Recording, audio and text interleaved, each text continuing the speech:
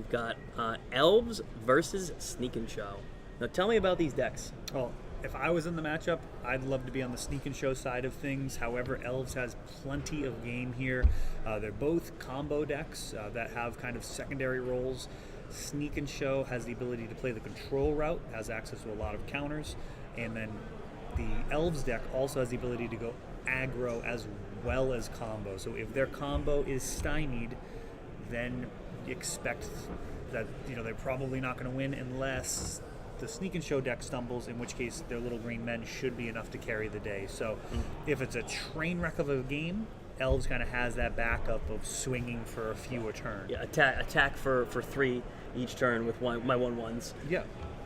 So it's really it's a great legacy matchup. It's going to showcase some of the most powerful cards in the format: Force of Will, Deathrite Shaman, Gaia's Cradle. Elves actually, even though it kind of sounds just like a deck that like kids would play, it kind of has everything that you want out of a broken Magic deck. It has card advantage in the form of Elvish Visionary, which can actually be recurred with Wirewood Symbiote. So you can actually be picking him up and putting him down every turn, drawing additional cards.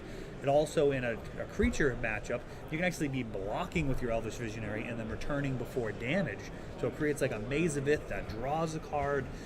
Very, very powerful in terms of drawing you towards your combo and creating a redundancy of threats on the board. It also has a Tinker effect in your Natural Order. So Natural Order, for the most part, will go get your Craterhoof Behemoth, which is going to just end the game on the spot. It's going to give all your creatures +X, where X is the number of creatures you control. That's just going to finish the game right there. They all get trample as well, so your 1/1 elf becomes like an 8/8 trampler. Everything gets to crash in all at once. You have Green Sun Zenith for tutors. That's going to allow you to get a small toolbox of creatures. You can get your Symbiote, as mentioned, and your your Elvish Visionary, so you can actually assemble your little card drawing engine. You have a mana engine with Nettle Sentinel and Heritage Druid, and that actually was seen play outside of Legacy before. Now it's more of a Legacy option. So you get multiple Nettle Sentinels down along with your Heritage Druid. You can tap 3 elves to get 3 green mana, play another 1 mana elf, draw a card off of the previous cast Glimpse of Nature, and now every card that you draw, if it's an elf, you're actually getting 2 green mana and a card off of, so you can cycle through your deck generating mana while building a board presence. It does broken things, and when it doesn't, it still has a decent plan to win. Sneak Attack, on the other hand, doesn't do a whole lot until it's ready to win. At that point, you're usually using Show and... Is this the red Sneak or the blue Sneak? Blue Sneak, good. Blue Sneak. The red Sneak Attack deck is very spicy, but not nearly as possible. The blue is likely the better of the two lists. We see a turn 1, a Nettle Sentinel into a turn 1 on Jeremy's side. He goes very nice looking basic into Ponder with a Lotus Petal. So Nettle Sentinel, probably one of the worst openings the deck can have. It does set a little bit of a clock, hitting for like 2 at a time, but you generally want to be developing your mana in the early steps for elves. So we'll see how this goes with the rest of his hand. I see a crop rotation, which means he has access to Gaia's Cradle. You don't usually see crop rotation in this list, but he does have a singleton copy. I'm actually a fan of that. I've promoted that in the past, running crop rotation as a 5th Gaia's Cradle, because you can actually tap Cradle for green and then go get another one. So he is really committing guys to the board here. We've got Wirewood Symbiote and Quirion Ranger. Quirion Ranger allows you to return a forest you control to untap a creature, and the Symbiote, of course, can pick up your elves to untap creatures. So this is all going to get undone with a Show and Tell. They're both going to get a card. Who's got the better card? Emrakul. I feel like a 15/15 with Annihilator 6 is better than a 3-mana 3/2 that says Drain You 4. This is the bad spot. Now, if he had a Karakas, this would be backbreaking, because he'd be able to crop rotate for the Karakas and easily answer the Emrakul. Show and Tell Emrakul is probably the worst plan that the Sneak and Show deck has. It is the easiest to answer, but in this point, Jerry probably recognizes that the Elf deck is not going to have an answer to it. Adam coming in with his guys. There's going to be a block and a bounce of whatever he blocks, I assume. Ooh, okay, he's just going to let it die. That's a peculiar choice. He wants to pick up and replay the Shaman of the Pack to try and do some extra draining here. I guess his line was hoping that he would just block the Shaman of the Pack to prevent as much damage as possible. Scanning his deck list to see what type of outs we might be looking at here. He has one Shaman of the Pack. So drain for 3. I believe it's just 2. The Insect is not an elf. All right, he just wanted to play out as much as he possibly could before he died. All right. Well, that was a quick start for Sneak and Show, as it's more than capable of doing. As I said, that's probably one of the worst lines that the deck has, is just a Hail Mary, Emrakul. It is the easiest answer, but not necessarily for elves. It's pretty crazy when you consider that a turn 2 Emrakul is the worst line the deck can have. That's the worst it can do right there. Yeah, it is. And, if you look at the elf sideboard, he does have the Karakas. If that was a sideboarded game, it would have been easily stopped. He would have just crop rotated for that Karakas and just went on his merry way. The game would have been over a turn or 2 later. So yeah, that's actually, I guess it would have been over almost immediately, depending on what else he drew, because that Shaman of the Pack getting picked up and put back down does push a serious clock. Yeah, Sneak and Show is very, very powerful. Ideally, let's take a look and see what he has here. He does have Nahiri, which is very spicy. That gives you some game versus some of the control decks as well. The 4 sneak attack, he's got Ashen Rider, Gristlebrands. He does have the Singleton Omniscience. So a lot of spicy stuff going on here. I like it.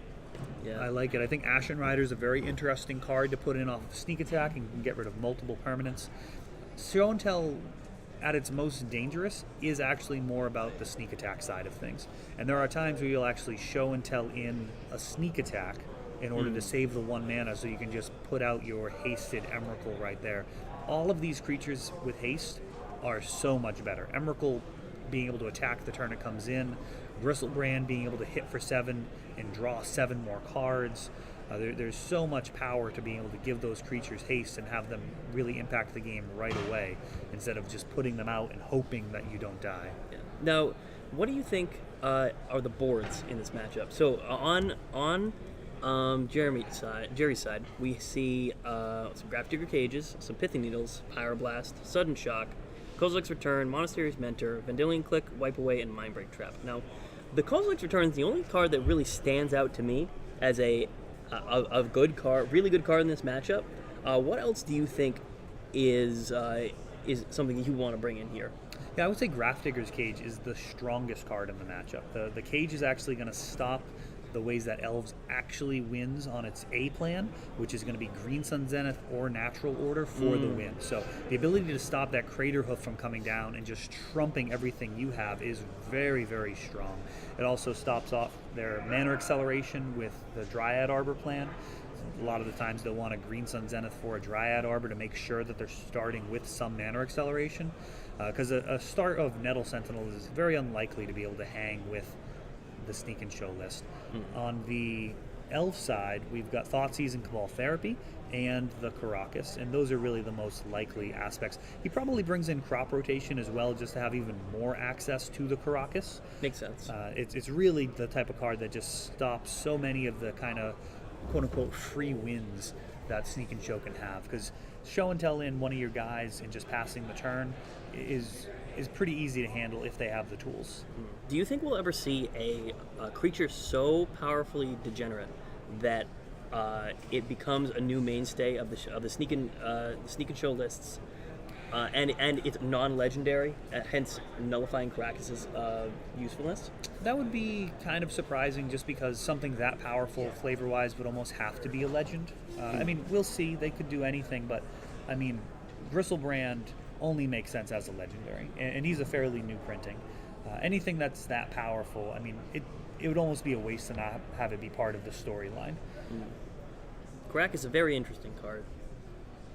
Very powerful. Had the reprint recently, I should say. They did have some judge printings as well. So yeah, the price on that has come way down, very accessible. Way down. Yeah, I remember the days of $200, $250 Caracas's at one point, and it was wild. I think I just saw one on the case over there for $45 for Legends. So yeah, it's very, very attainable at this point. And he's playing a lot of lists. I mean, Elves is not a deck that you necessarily think would be running a mono white land. But it often is a sideboard card, and it certainly sees play in a lot of the blue control lists, Death and Taxes. It does see a significant amount of play. Yeah, it can of itself just be a spell. It is a much like many creatures are spells in of themselves. It was a land that is a spell. It just says bounce target legendary essentially in the deck. Yes, absolutely. Yeah, it was kind of at its strongest in the Esper era when it was running Vendilion Click and Venser, and you were actually bouncing your own guys to get extra utility and bouncing their guys if they ever tried to win with like Reanimator. So it looks like we have the same type of opening here with Nettle Sentinel. That is going to be an uphill battle. Let's see, and we've got a new card here. Let's see if we can spot what this is. It's Driven to Despair. Ooh. I am going to take out and check and see what that card does. I actually also cannot recall what that card does. So well played, Adam. You're making me go to my smartphone. Alright, so we have a pass back to Jerry. He's going to draw. And look at the complexion of his hand. Play an Ancient Tomb. And just ship back. So Driven to Despair is until end of turn, creatures you control gain trample, and whenever this creature deals combat damage to a player, draw a card. Ooh.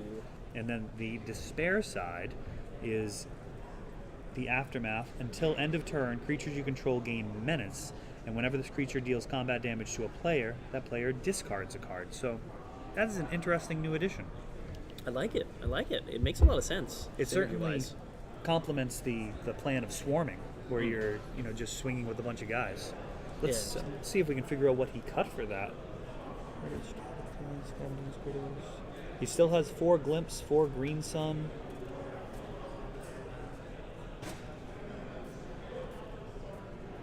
Is he not on the Natural Order plan?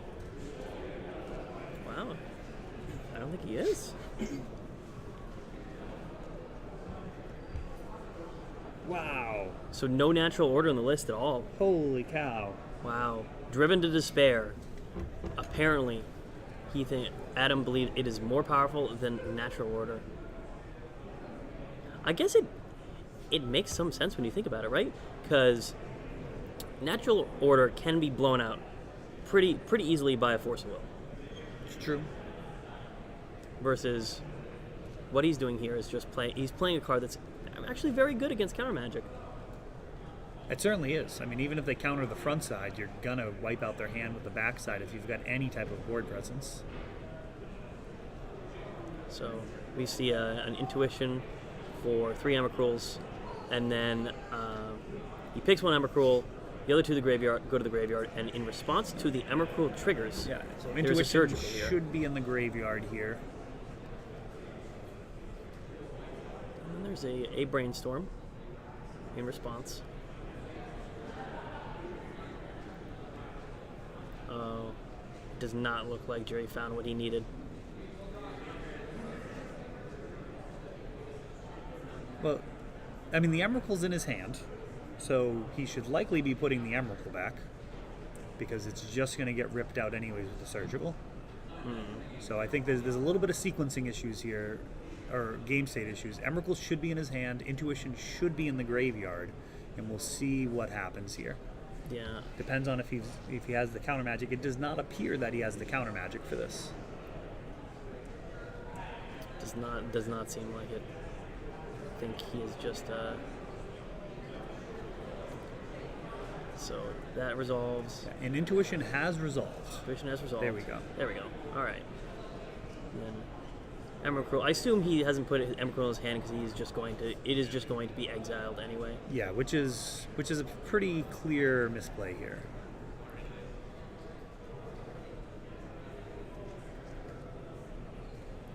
That is very unfortunate. That is down a card. That's one of the few situations where I've seen a surgical that is actually card advantage. A lot of the time with surgical, it is always it's card disadvantage for the player casting a surgical, but they're just attempting to shut something down. Say, for instance, in modern, a surgical on a bloodghast or a prized amalgam out of the dredge deck. You usually aren't getting value through that, but you're getting rid of those cards and you don't have to deal with them the rest of the game. But here, just straight value, 1 for 1, and it doesn't have to play against an Emrakul for the rest of this match. Emrakul trigger does resolve, though. The rest of the cards in this graveyard get shuffled back. Well, this is going to be a very uphill battle for Jerry. He needs to find a Gristlebrand and fast. Nahiri would make that possible versus less of a board presence if this was, say, a blue mirror. But it doesn't really play particularly well with the cards that are in his hand. Jerry being a good guy and leaving his hand up so Adam doesn't have to write it down. I'm actually showing him the streams stuff too. But Jeff's really good at So Jerry going for a quick fetch. He's going to take 2 off his Ancient Tomb and cast his Nahiri. All right, we'll see some foam dice on that shortly. He is activating to take out the Nettle Sentinel. Tick down, interesting. Try to reduce a little bit of Adam's board state.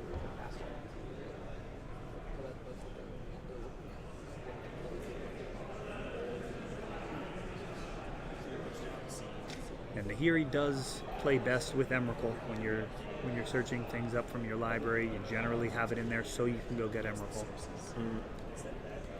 Yes, I'm honestly surprised to see it in Legacy.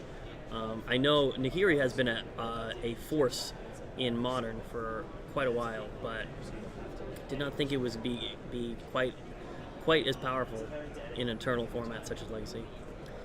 Just jamming out that Reclamation Sage. It's very interesting. Yeah. Trying to make sure that he can get rid of the Nahiri. Just wants to. That Rec Sage could have been a good answer to those sneak attacks in his hand. Looks like drawing 1 card. Got a whole lot of lands. Looks like some off-camera cards, which I believe are also in his hand. Looks like 2, a land, a Lotus Petal, a Show and Tell, and a Sneak Attack in his hand currently. It's untap, draw. I think Nahiri is not going to last through this turn.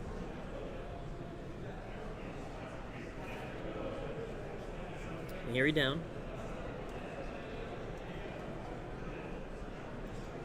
3 mana for a green sun for 2. We got some spicy options: Gaddock Teague, Elvish Visionary. I would think he goes for the Visionary here. Just tries to continue to advance his board state while drawing cards. I don't know. He thinks the Gaddock Teague is better, I guess. Oh, he does know that he has Sneak Attack in hand. That's true. So it does brick that card. Now, does he still have the Show and Tell? He does still have the Show and Tell. So he can just Show and Tell in the Sneak Attack, which he may not be considering.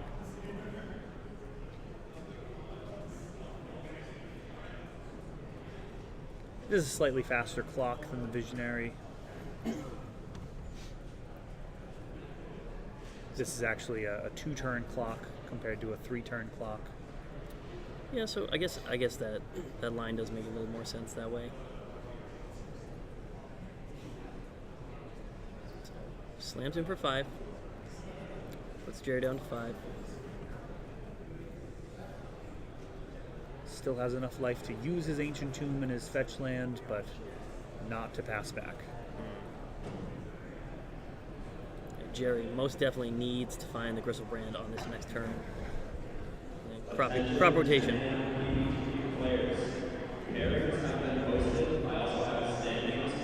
Now the question is, I assume he probably is trying to go for a Gaia's Cradle to produce produce 3 mana, and then cast a few more things from his hand, which he is.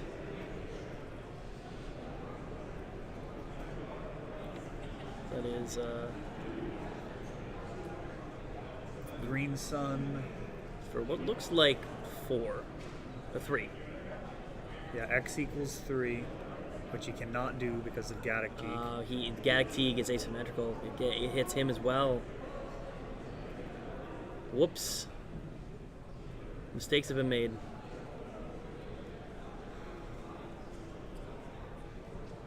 There is another crop rotation in Adam's hand, so he is actually safe from a Gristlebrand here.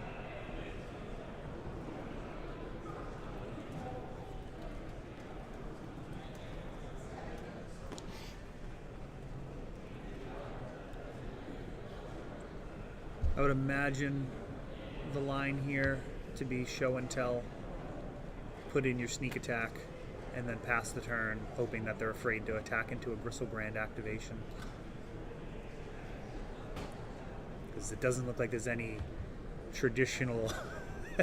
without your opponents misplaying, there's no way that you win this, it would appear. Yeah. But you can put some fear in them.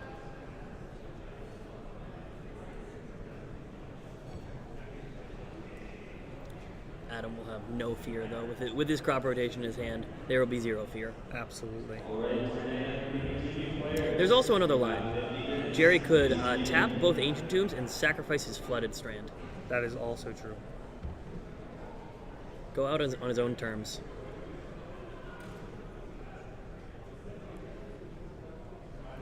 I remember Scry magazine back in 1990. Oh, here we go. Intuition. This aside is going to have to wait. Intuition definitely makes things spicy here. So I assume he's going to go for his 3 Gristlebrands. And he's going to be able to show and tell in. We'll see what he puts. And if he wants to go just play out the Gristlebrand, or if he wants to put a sneak attack out and activate it. This is very interesting game state now. He can show and tell in the sneak attack in Gristlebrand.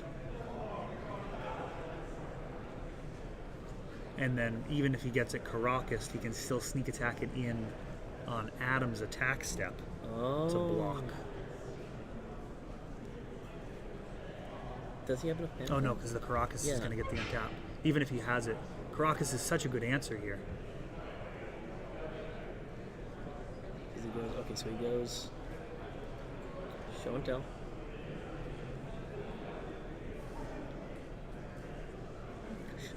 Great off. It's all right. Yeah. Trigger on your turn. It's all right. The crop rotation is still the necessary thing here. He's got crop rotation. So he chose to put in the Gristlebrand, so our thoughts on putting in the sneak attack didn't matter anyway. Yeah. Give it a bounce. As it were, he would be able to bounce it and then attack and then have the Caracas untapped on his turn as long as he didn't do anything too cute. So tough to miss that type of onboard trick. 1-1. Adam Wallace tying this up, moving into game 3. But with Jerry Mee on the play, does not look good for Adam. Taking a look at the sideboard again. Think anything changes play to draw? I'm not a big fan of trying to kind of micromanage their creatures. Cards like Sudden Shock. But after seeing Gaddock Teeg, I might want to be doing that. That card is a bit more disruptive than you'd be happy with. Usually against elves, like if they assemble like Heritage Druid and like gain a little bit of mana, like who cares? Like you're just gonna actually end the game with your attack step. But Teeg can really interact, so I wouldn't be surprised if he makes some adjustments based off of the fact that he's seeing more utility creatures out of the deck. Makes sense. And then on the elf side, I feel like this is a matchup that pretty well established. It's a real contender in the metagame, and you can't really step into a legacy event without some type of plan there, which is why he has the crop rotations and the Caracases, and I think that served him well there. Mm-hmm. Jerry seems to be going back to the well, thinking about changing a few things, but Adam is just shuffling right up. Yeah, the mentor plan is quite interesting. Jerry has this 3 monastery mentors in his sideboard, which allows him to go really, really wide, particularly against a card like Caracas, where you can just create just a ton of guys. Monastery Mentor, as a card, kind of does literally everything that Adam's deck is trying to do. Like, as this one card, it creates an army of guys and then grows them. You know what I mean? So you can really kind of flip the script there, where they're trying to answer your linear get out a legend to I'm going to make a big team as well, and you can never swing into me. Yeah. Because my 1/1s can easily become 2/2s with, you know, an intuition or a brainstorm or any instant that I want. And anything at all. You could do something crazy like brainstorm in response, force will my brainstorm in order to create 2 triggers. Like, absolutely, it's makes combat very difficult. yeah, you do not want to be attacking with a team of 1/1s into an active mentor.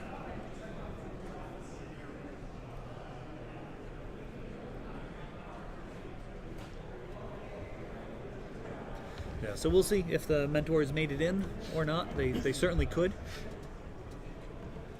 It does sidestep the main strategy. I would imagine it's at its strongest when people have a dedicated sideboard plan where they're using a large amount of cards to try and hit sneak attack and show and tell.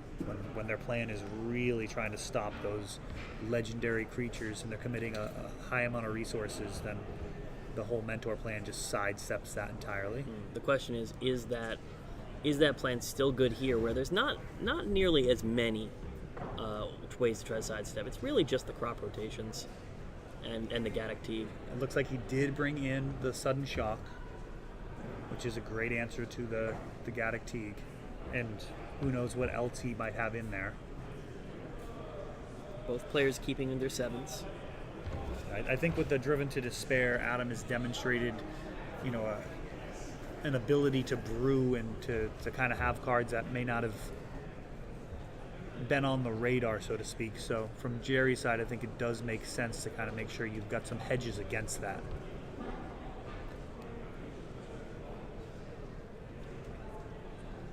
And there's some discussion going on here.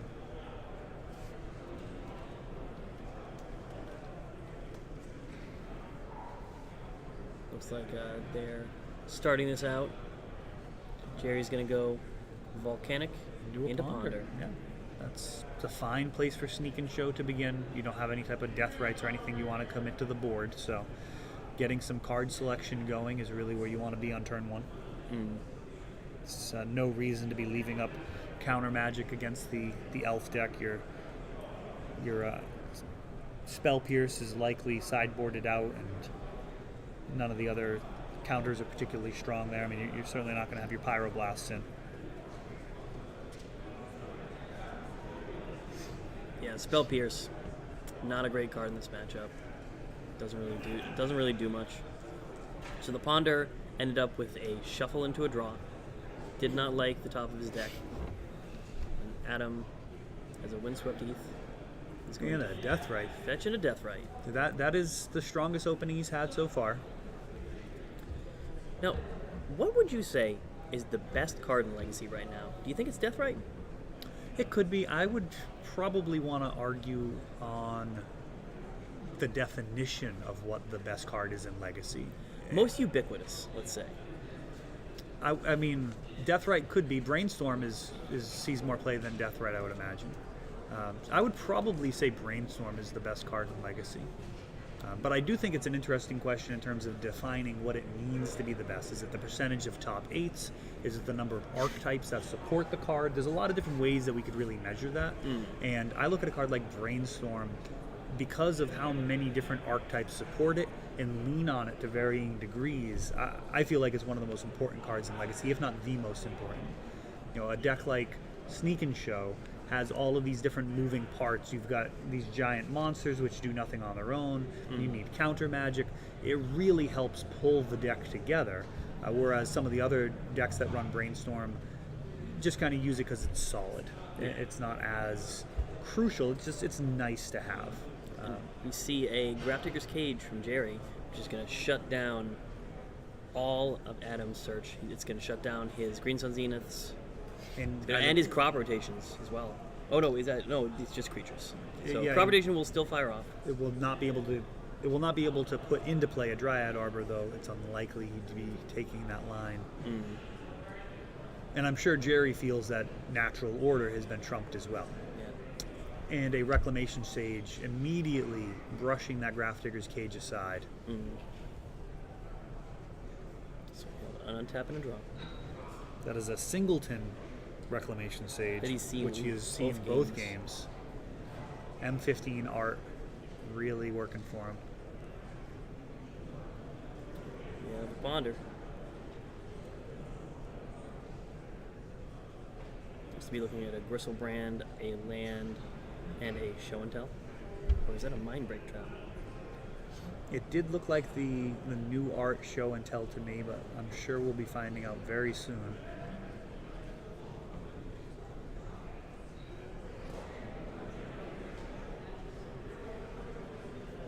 We're gonna find out right now. Don't think so. So he's gonna ship back. Players, Adam's gonna untap. at the 1 p.m. Found a Glimpse. Glimpse is very, very threatening right now. A lot of mana available. Birchlore Ranger plays very well with Glimpse, particularly if he can get a Nettle Sentinel down. With just a Singleton Nettle Sentinel, every elf you draw ends up generating 1 mana. They half a mana each essentially. But the Nettle Sentinel takes care of the other half, so you're able to actually start cycling through your deck very rapidly. So he's gonna make 3 mana with his Guy's Cradle. Think against it. Definitely disagree with playing a land first. He may draw into a Cradle later, which he'd rather replay. See how this goes. He's gonna Green Sun for 1. It's likely to be the Nettle Sentinel. I would assume. To try to enable the combo. Oh, no, the okay. Symbiote. He's looking to get the extra draw triggers out of it. Interesting. And he may not be ready to fire off his Glimpse here. He may be looking to pick up his Elvish Visionary, put it back down.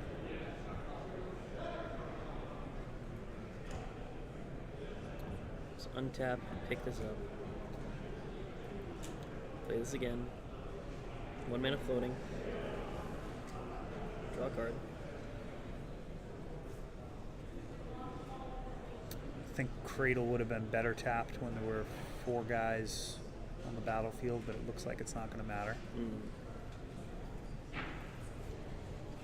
So Jerry going for a fetch in the end step.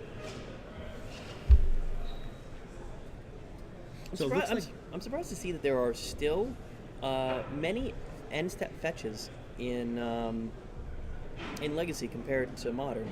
Like in Modern, there's a lot of reason for end step fetch up my Shockland, but in Legacy, end step fetching, kind of interesting. So you can just do it on main phase, and it's equivalently the same in a lot of ways. Stifle is a card which people kind of habitually play around. You want them to fire off a Stifle effect on their turn, or if they have any responses, you want it to happen on their turn. It does leave the shields down a little bit. It does leave you vulnerable in a way. So if somebody's gonna do anything cute, you'd rather that they do it on their turn, and then you get to untap and then continue to react. Makes sense. On Adam's side, it looks like there was some sequencing issues there. If he had went ahead and drawn that card beforehand, did he draw Driven to Despair? Because it He looks did. like he may have passed on the opportunity to draw 3 cards on his turn and then have the flashback on the following turn. Yeah. I think there were other lines that could have been taken there, possibly more optimal. But the line he took put a little more damage through. And things are still going to go quite well for him this turn. And here we go. Here we go, driven 4 for 4. He's going to be able to flash it back or aftermath it immediately.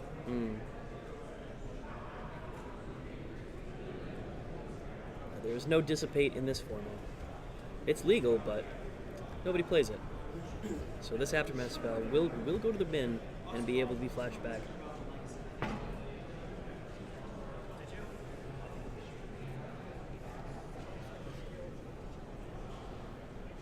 I'm also curious about if he has Dryad Arbor in hand, because Wooded Foothill fetching the Dryad Arbor could have had an extra body here to really just put this game away. That would have gotten all 5 cards in Jerry's hand. Oh wow, he's going driven, and then he's gonna cast Despair immediately. He's gonna do it all. These creatures are absolute powerhouses.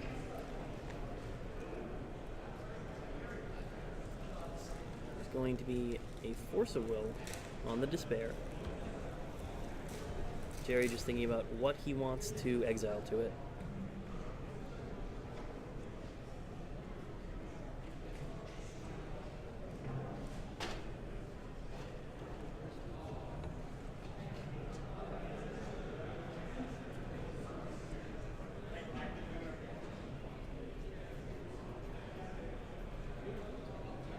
A lot of cards are about to be drawn. Force, Pitch, Intuition. All right. Takes one from the Force.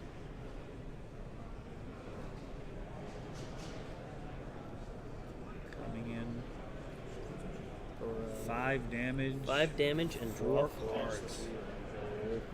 And so far, this card has been better than Natural Order. Right there and then, a natural order there would have absolutely been Force of Willed, leaving him with no upside. Instead, this card has netted him an extra 4 cards. Very powerful. So guys, play Gaia's Cradle, sacrifice my other Gaia's Cradle, and pass the turn. And Nahiri off the top. Does this Nahiri do enough is a question. I mean, Nahiri really can only kill the Wirewood symbiote here. Yeah, because anything else he targets, that you can just Wirewood bounce it. It's probably better to just draw some cards with it.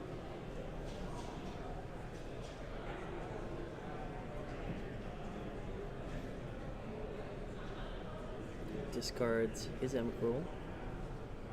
Goes for the trigger.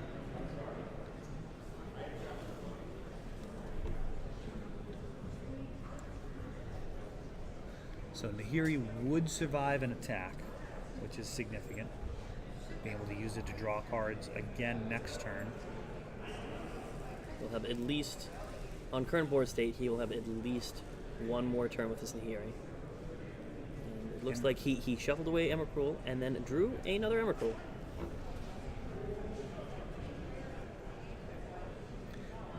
Probably a Dryad Arbor. And the question is whether or not he's going to be trying to kill Nahiri or just going face. The sneakiest of all Dryad Arbors. Yeah, there is the line here of just attack Jerry and don't care about the Nahiri at all. Just try to kill him as quickly as possible. Everyone takes his draw. Finds a Thoughtseize. That's quite good. This will let him know if he needs to attack the Nahiri or not. There is a Mindbreak Trap, which has been hanging out the whole time.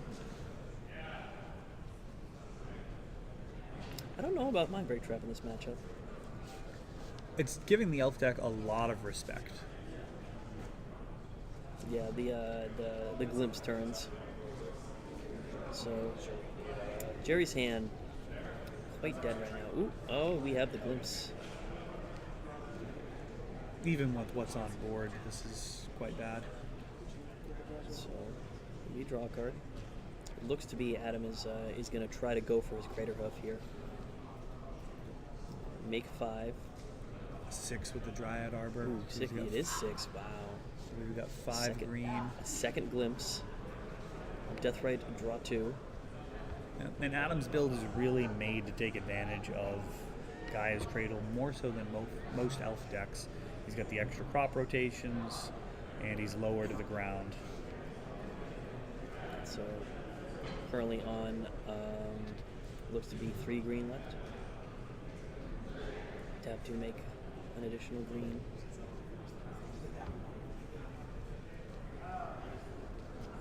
Explaining the power of Birchlore Ranger.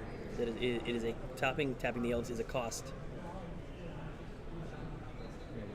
Big fan of the card myself. Oh man, this is just elves. Birchlore getting around cards like Engineered Plague is one of my favorite parts of the deck. Playing him face down as a morph. Oh. So you've got 8 mana off of this cradle. That took you like 4 hours. Make 8 mana with the Dryad Arbor. Oh, he forgot his Dryad Arbor. Easy to do. That is a very tricky card. The Green Sun. And that's going to be able to get the Crater Hoof. Hoof, there it is. Big Hoof Daddy. Big trigger. And the game is over. Adam Wallace moves on to 4-0 with elves. Most likely locking his spot up in top 8. It is one of the decks that improved the most with the absence of Sensei's Divining Top. And it's nice to see Adam's new take on it, cutting a card that most people would think is absolutely essential to the deck, and instead getting a little lower to the ground, embracing, the grind of little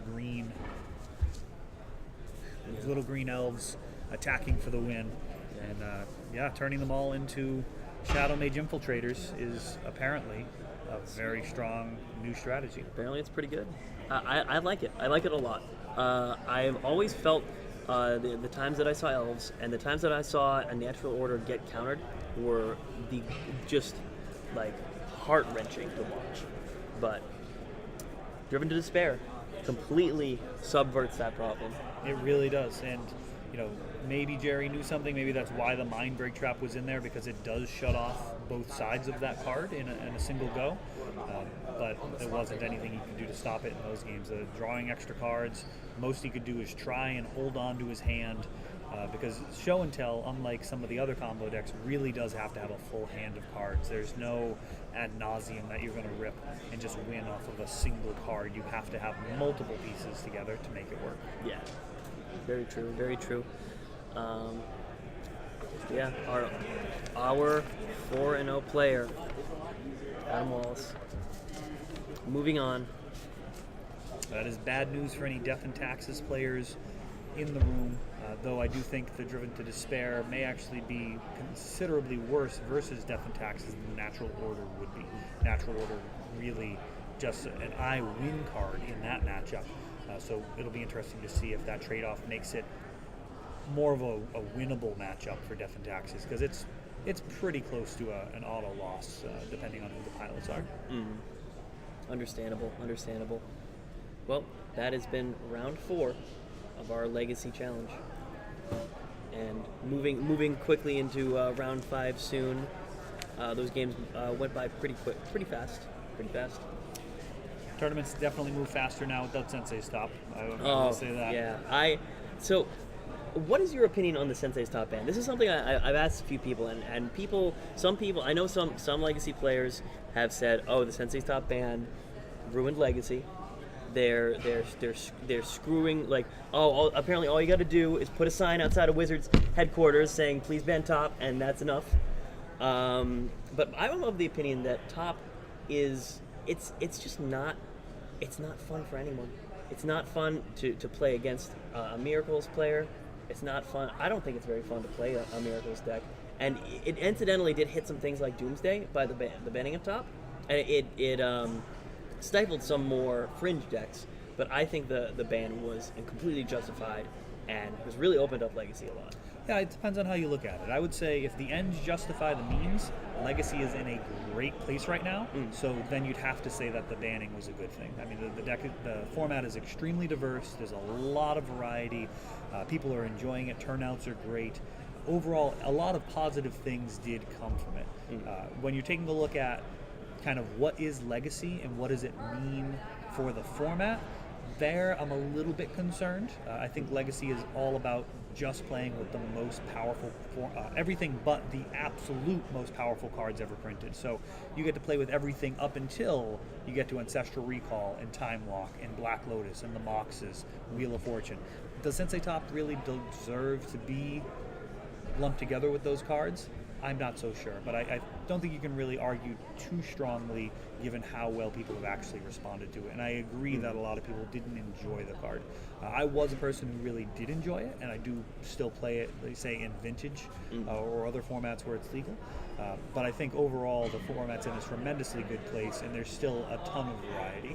And at the end of the day, as long as Brainstorm's still legal, I can't complain that much. Vintage, when they banned... when they restricted Brainstorm, there was a massive fallout, and when I worry about the format, that's the only type of thing I worry about, is like, I hope they never take Brainstorm away, because to me, that is kind of what Legacy is the place where you can actually play a 4 of a really skill-intensive, amazing card that doesn't necessarily generate like degenerate card advantage, but it generates a benefit based off of how good the players are and what type of decisions they're making. Understandable. All right, it looks like we're going to get Adam in the booth. So I'm going to step out and let you have some time with him. All right.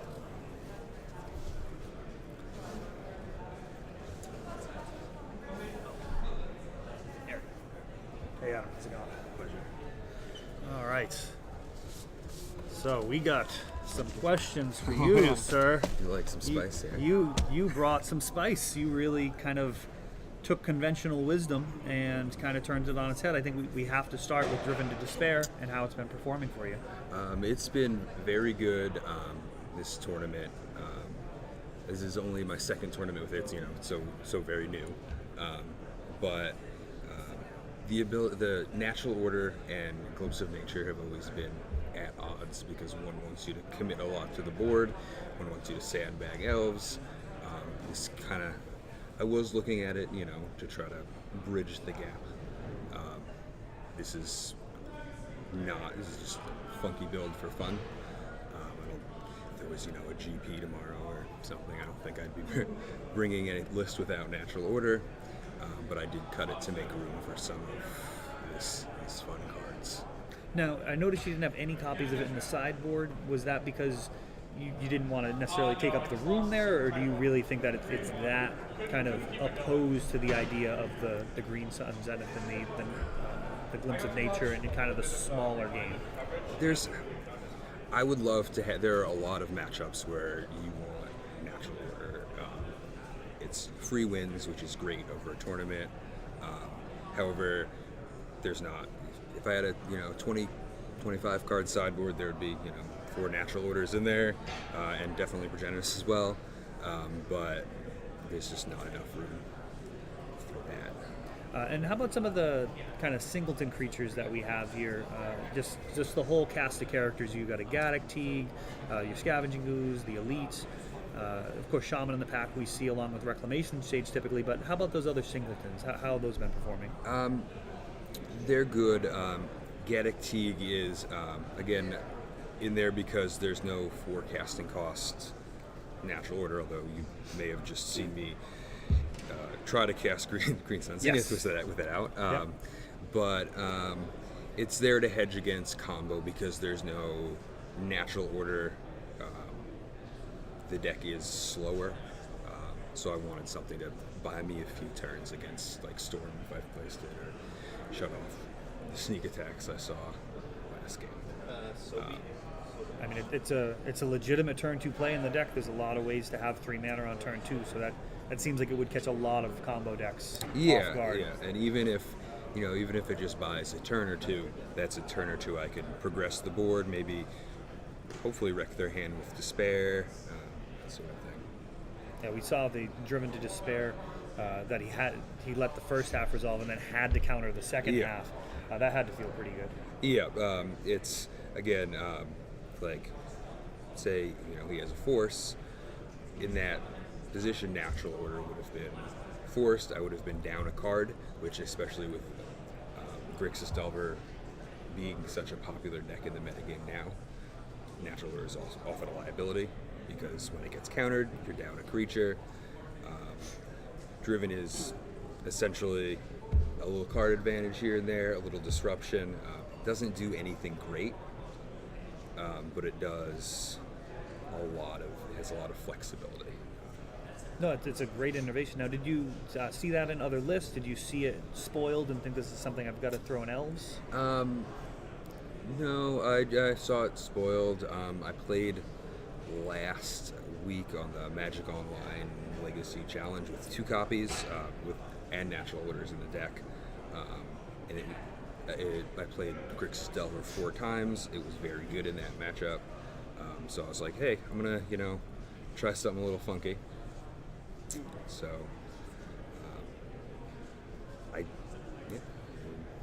Great. Well, it's give it great a to shot, see, yeah. new cards actually making an impact on the larger legacy format. A lot of the times people feel like new printings don't really have much of a chance to impact things, and I think you're proving that that's not the case. When it was spoiled, my immediate thought was this card is garbage and I don't want to play it. And then I tried it and it was worth testing. It's not going to be, an elf staple, but it's still a very good card. I enjoyed the crop rotation, kind of leaning even more on Gaia's Cradle approach. You've got the crop rotation main, another one in the sideboard. That's something that I talked about a number of years back with kind of Cradle going up in price, and whether or not crop rotation is even, an option. Be like, well, if you had 3 Cradles and a crop rotation, is it even playable? And I was like, there's a lot of utility in that card. A lot of the time you just go get your second Cradle or your first Cradle if you don't have any, but the fact that you were able to, say, get Caracas is absolutely huge. Yeah, it really been on the crop rotation package for off and on for probably about 2 years. It's got the idea from Infect. It really improves a lot of the bad matchups. But turn 1 Entomb, reanimate something. Elish Norn, Yeah. and you're just colds compared to your list. Just brushes it out of the way. Yeah. I mean, it's not necessarily not like guaranteed to win if I do that, but it's a big help in buying a few turns. Give me a chance at least. Well, the list looks solid. It sounds like if you're not locked in, you're very close to that. So look forward to seeing some more of this, hopefully in the top 8. Sounds good. Thank you. It's a pleasure.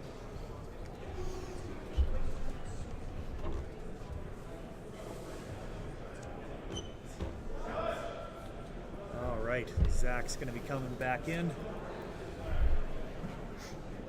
Well, I hope you got to see some of that. That was some spicy legacy action right there. Craterhoof Behemoth, man. I love that card, and I hate that card at the same time. Hate it when it kills me. Love watching it kill people. I actually had to look up Driven to Despair. I didn't know what... Yeah. Yeah, as did I. We were, what is this spiciness? Why was it in there? It wins games. Okay. So what that does is he's taken out Natural Order, and it gives another bomb, which is way more resilient to counter magic. So Driven to Despair, because of the aftermath, in that matchup what we saw is Jerry had to let the first half resolve because the second half would have ended the game on the spot. Sure. So he had to actually let his opponent draw 4 or 5 cards, and there was really nothing he could do about that. Never good to let your opponent draw 4 or 5 cards. Especially not when they're playing an explosive combo deck. So I think it's a very interesting addition. I can't really weigh in. I think it's a trade-off for sure. I think Natural Order is clearly better versus decks like Death and Taxes. Okay. But I think versus blue-based decks that really need to keep a lot of cards in their hand, it's pretty brutal to put a front side of drawing a massive amount of cards and then a back side of you're losing your hand, and you have to deal with both of them out of one card. I mean, that's going to be very difficult for people to really adjust to in terms of the way that you think about playing against elves. A lot of the time people are looking at trying to remove the early mana creatures and just trying to win in the kind of mid-game of turns 2, 3, and 4. Mop up the small guys kind of thing. Yeah, and that could be good versus this plan, or because of how heavy he relies on Glimpse of Nature, that could just be paddling upstream. I mean, this deck is made to just put out a ton of guys. He has Green Sun Zenith, the whole toolbox, so yeah, it's some fun little brewing, and it's nice to see that in a format like Legacy, you can still, kind of take your own ideas, test them out, and as he's proving here, still succeed with it. Yeah, add a brand new card from the brand new set, a thing that doesn't always happen in Legacy. Fatal Push is one thing, but Driven to Despair, like, who would have thought that was a Legacy card? Yeah. It's pretty cool. And I'm happy we got elves on camera. My phone was blowing up over the break. Thank you for putting elves on. Thank you. I know a few of you out there, Brian, Pat, you all wanted elves, so no problem. The match that we're trying to get for next round, if he won, was an Enchantress deck. That is fun. Yeah, green-white Enchantress. Not even the combo version, just green-white, almost prison style with the elephant grasses and the sterling groves, and the one that makes all your privileged position, makes all your permanents untargetable. Spicy, but I don't know if he won, so I can't promise it. Was the win condition making angels or Words of War? I think it was the sigil of the Empty Throne, making angels for every enchantment spell cast, which is... So this isn't a deck from a closet from 5 years ago.